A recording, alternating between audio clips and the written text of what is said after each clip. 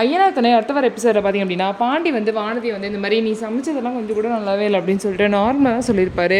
அப்புறம் வந்து டார்ச்சர் அப்படின்னு சொல்லிட்டு ஒரு வார்த்தை யூஸ் பண்ணியிருப்பாரு. இதுக்கெல்லாம் கோவப்பட்டுட்டு வானதி அவங்க வீட்டில் போயிட்டு எனக்கு வேற ஒரு பையனை வந்து பாருங்கள், நான் கல்யாணம் பண்ணிக்கிறேன், சுமாராக இருந்தாலும் பரவாயில்ல, நான் கல்யாணம் பண்ணிக்கிறேன், எனக்கு இந்த பாண்டி வேணாம், எனக்கு பிடிக்கவே இல்லை, எனக்காக அவன் நிற்கவே மாட்டான், அவன் எனக்கு வேணாம், எப்படி இருந்தாலும் பரவாயில்ல, எனக்கு வேறு மாப்பிள்ளை பாருங்கன்னு சொல்லிட்டு கோவமாக சொல்லிடுறாங்க. இவளுக்கு ஒரு வேலையே இல்லையா அப்படின்னு சொல்லிட்டு வீட்லேயும் வந்து திட்டுறாங்க.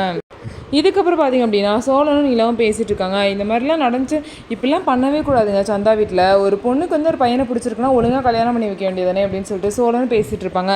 நல்ல வேலை இந்த மாதிரிலாம் நமக்கு நடக்கலை அப்படின்னு சோழன் சொல்லும் போது, ஏன் அப்படி நடந்ததுனால நீங்கள் ஏதாவது பண்ணி கண்டிப்பாக அவங்க கேட்குறத கொடுத்துட்டு என்னை கூட்டிகிட்டு வந்திருப்பீங்க அப்படின்னு சொல்லிட்டு நீலாவும் பார்த்தீங்க அப்படின்னா சொல்லுவாங்க. இதை கேட்டு சோழன் ரொம்பவே சந்தோஷப்படுவார். இதுக்கப்புறம் பார்த்திங்க அப்படின்னா சந்தா வந்து யாரோ ஒரு புது நம்பர்லேருந்து சேரனுக்கு கால் பண்ணி பேசுவாங்க. சேரன் பார்த்திங்க அப்படின்னா உனக்கு எந்த பிரச்சனையும் இல்லைல்ல, உன்னை யாரும் அடிக்கல அப்படின்னு சொல்லி கேட்கும்போது இல்லை எனக்கு எந்த பிரச்சனையும் இல்லை அப்படிங்கிறாங்க.